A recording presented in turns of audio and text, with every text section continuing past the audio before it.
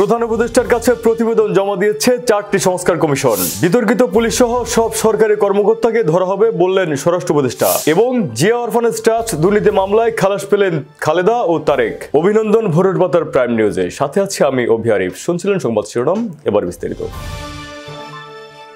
অন্তর্বর্তী সরকারের প্রধান উপদেষ্টা অধ্যাপক ডক্টর মোহাম্মদ ইউনূসের কাছে প্রতিবেদন জমা দিয়েছে 4টি সংস্কার কমিশন।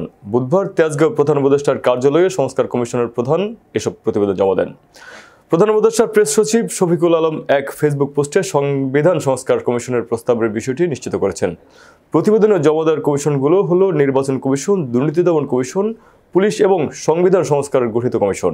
এর আগে গত 3 অক্টোবর নির্বাচন ব্যবস্থার বিচার বিভাগ, দুর্নীতি দমন কমিশন, পুলিশ ও জনপ্রশাসন সংস্কার কমিশন গঠন করে প্রজ্ঞাপন জারি করে অন্তর্বর্তী সরকার। পরে 7 অক্টোবর সংবিধান সংস্কার কমিশন গঠন করা হয়। এরপর দ্বিতীয় ধাপে গণমাধ্যম, স্বাস্থ্য, শ্রম, নারী বিষয়ক ও স্থানীয় সরকার ব্যবস্থা সংস্কার কমিশন গঠন করা হয়। আওয়ামী লীগ সরকারের সময়কালীন অপরাধমূলক কার্যক্রম এবং বিতর্কিত ভূমিকার সঙ্গে জড়িত সবাইকে খুঁজে বের করে আইনের আওতায় আনা হবে বলে জানিয়েছেন স্বরাষ্ট্র উপদেষ্টা লেফটেন্যান্ট জেনারেল অবসরপ্রাপ্ত জাহাঙ্গীর আলম চৌধুরী। বুধবার আনসার ও বিডিপি সদর দপ্তর পরিদর্শন শেষে সাংবাদিকদের সঙ্গে আলাপকালে তিনি এসব কথা বলেন। সাংবাদিকদের এক প্রশ্নের জবাবে স্বরাষ্ট্র উপদেষ্টা বলেন, বিতর্কিত ভূমিকার উপর কিছু পুলিশ সদস্যের বিরুদ্ধে ব্যবস্থা নেওয়া হয়নি, বরং তাদের বদলি, পদোন্নতি ও পদায়ন করা হয়েছে। অন্যদিকে অনেক নবীন পুলিশ সদস্য যারা ট্রেনিং শেষ করেছেন তাদের নিয়োগ দেওয়া হয়নি। যারা বিতর্কিত ভূমিকা রেখেছেন তাদের বিরুদ্ধে তথ্য প্রমাণ সংগ্রহ করা হচ্ছে, ফুটেজ দেখে ধরা হচ্ছে। জিয়া অরফানেজ ট্রাস্ট দুর্নীতি মামলা থেকে বিএনপির চেয়ারপারসন বেগম খালেদা জিয়া ও দলের ভারপ্রাপ্ত চেয়ারম্যান তারেক রহমান সহ সব আসামিকে খালাস দিয়েছে আপিল বিভাগ। বুধবার প্রধান বিচারপতি ডক্টর সৈয়দ রিফাত আহমেদের নেতৃত্বাধীন 5 সদস্যের আপিল বেঞ্চ এই রায় ঘোষণা করেন। এ মামলায় 10 বছরের সাজা হয় বিএনপি চেয়ারপারসন বেগম খালেদা জিয়ার।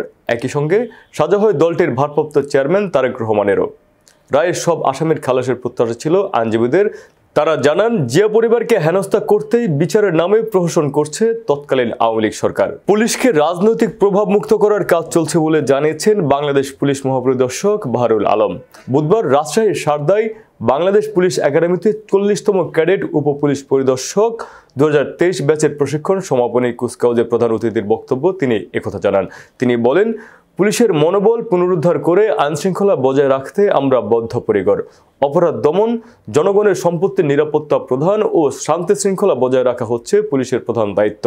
তাই পুলিশকে রাজনৈতিক প্রভাব মুক্ত করে একটি দল নিরপেক্ষ সংস্কার উন্নয়ন করতে কাজ করতে যাচ্ছে সংস্কার কমিশন। কিশোরগঞ্জ সদর থানায় এবার মামলা হচ্ছে সাবেক রাষ্ট্রপতি মোহাম্মদ আব্দুল হামিদ, সাবেক প্রধানমন্ত্রী শেখ হাসিনা, শেখ রেহানা, সজীব ওয়াজেদ জয়, সাইমা ওয়াজেদ পুতুল সহ 124 জনের বিরুদ্ধে।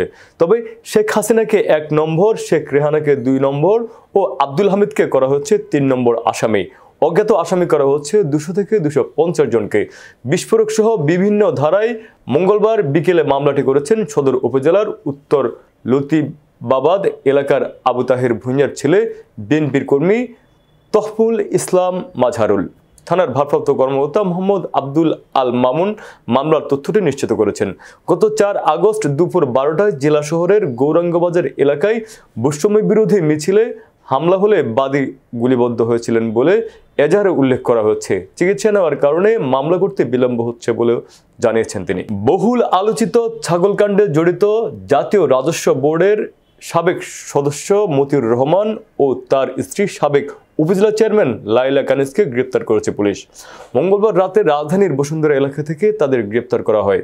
বিষয়টি নিশ্চিত করেছেন ডিএমপির মিডিয়া ও পাবলিক রিলেশনস বিভাগের উপকমিশনার মোহাম্মদ তালেবুর রহমান। একাধিক মামলা রয়েছে এ দম্পতির বিরুদ্ধে। সবশেষ গত 6 জানুয়ারি তাদের বিরুদ্ধে 3টি মামলা দায়ের করেছে দুর্নীতি দমন কমিশন দুদক।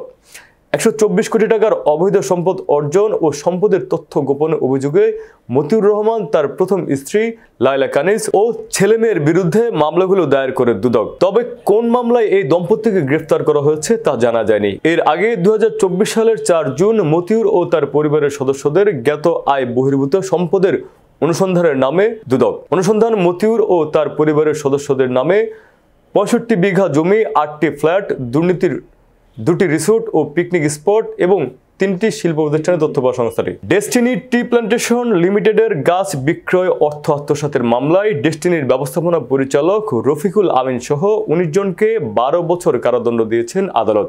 বুধবার ঢাকা বিশেষ জজ আদালত 4 এর বিচারক মোহাম্মদ রবিউল আলম এ রায় ঘোষণা করেন। আদালতের বেঞ্চ সহকারী বেলাল হোসেন বিষয়টি নিশ্চিত করেছেন। এর আগে গত বছরের 11 নভেম্বর দুর্নীতি দমন কমিশন ও আসামি পক্ষের যুক্তিতর্ক শেষে রায়ের তারিখ ধারণ করা হয়। এবার আন্তর্জাতিক সংবাদ।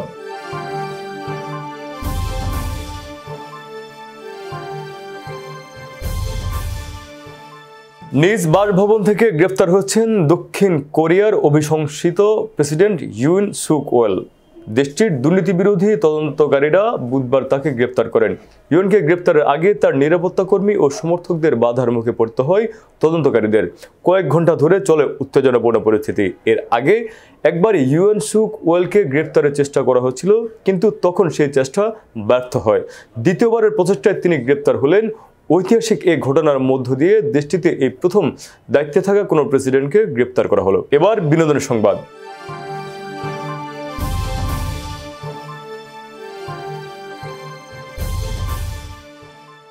ঢালিউড সিনেমা ইন্ডাস্ট্রির জনপ্রিয় খলনায়ক মনোয়ার হোসেন ডিপজল পর্দায় দাপটের সঙ্গে অভিনয় করে চলছেন। সেই সঙ্গে বর্তমান বাংলাদেশ চলচ্চিত্র শিল্পী সমিতির সাধারণ সম্পাদকের দায়িত্বে থাকায় যথাযথ পালন করছেন তিনি। এ কাজের পাশাপাশি প্রায় অসহায় মানুষের বিপদে এগিয়ে আসতে দেখা যায় তাকে। এই খলনায়ক অভিনেতা এবার তার মা প্রয়াত হাজী জবেদা বেগমের নামে একটি মসজিদ নির্মাণ করলেন ডিপজল। গাইবান্ধার তালুক রিফাতপুর স্টেশন বাদিয়াখালীতে মায়ের নামে মাদানিয়া মসজিদ কমপ্লেক্স নির্মাণের কাজ শেষ করেছেন প্রযোজক অভিনেতা ডিপজল। এর আগে 2023 সালে এই মসজিদটির নির্মাণ কাজ শুরু হয়। সম্প্রতি মসজিদটির নির্মাণ কাজ শেষ হয়েছে। সামাজিক যোগাযোগ মাধ্যমে একটি পোস্টে ডিপজল নিজেই জানিয়েছেন সে কথা। এবার খেলাধুলার সংবাদ। ঘরের মাঠে শুরুতেই এগিয়ে গেল নটিংহ্যাম ফরেস্ট। সমতায় ফিরতে বেশ ব্যাক পেতে হচ্ছে লিভারপুলকে। অবশেষে বিরতির পর গোল পেল তারা, কিন্তু এগিয়ে যাওয়া আর হয়নি। ড্র নিয়ে মাঠ ছেড়েছেন টেবিলের শীর্ষস্থানধারীরা। গতকাল রাতে প্রিমিয়ার লিগের ম্যাচে লিভারপুলের সঙ্গে 1-1 ব্যবধানে ড্র করে নটিংহ্যাম ফরেস্ট। এই মৌসুমে আগের ম্যাচ লিভারপুলকে 1-0 ব্যবধানে হারিয়েছিল টেবিলের 2-এ থাকা ক্লাবটি। 41 পয়েন্ট নিয়ে দ্বিতীয় স্থানে আছে তারা, আর 47 পয়েন্ট নিয়ে শীর্ষে অলরেডসরা। সংবাদ শেষ করার আগে শিরোনামগুলো আরেকবার। প্রধান উপদেষ্টার কাছে প্রতিবেদন জমা দিয়েছে 4টি সংস্কার কমিশন। বিতর্কিত পুলিশ সহ সব সরকারি কর্মকর্তাকে ধরা হবে বললেন স্বরাষ্ট্র উপদেষ্টা। এবং জিয়া অরফানেজ ট্রাস্ট দুর্নীতি মামলায় খালাস পেলেন খালেদা ও তারেক। এই ছিল আজকের ভোরের পাতার প্রাইম নিউজ। সারা দেশের সর্বশেষ আপডেট পেতে চোখ রাখুন ভোরের পাতায়। ধন্যবাদ।